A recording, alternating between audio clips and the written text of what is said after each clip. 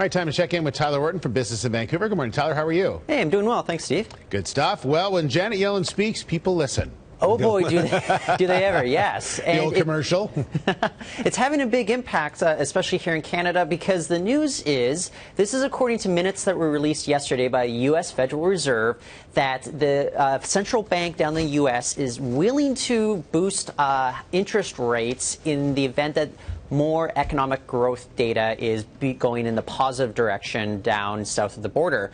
Well, this morning we have data from jobless claims, and it's going down. So that's even better news economically for the U.S., and that's having an impact here in Canada. It looks as if this economic data is pointing towards an interest rate hike in June. And in Canada, that's impacting the loonie. We had it fall nearly 1 cent yesterday. It's trading down right as of now. It's also having an impact on oil. So going forward, us Canadians can expect our loonie to go lower.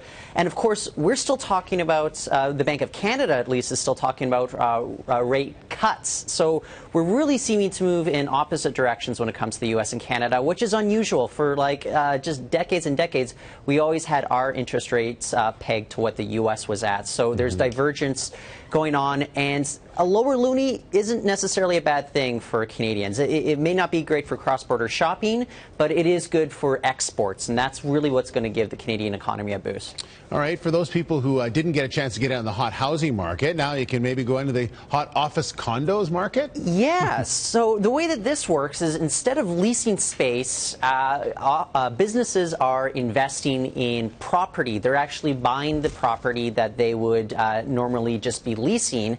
So this is putting equity into property, and it's having a big impact here on the local market. There's $280 million worth of sales in office condos over the last 2 years.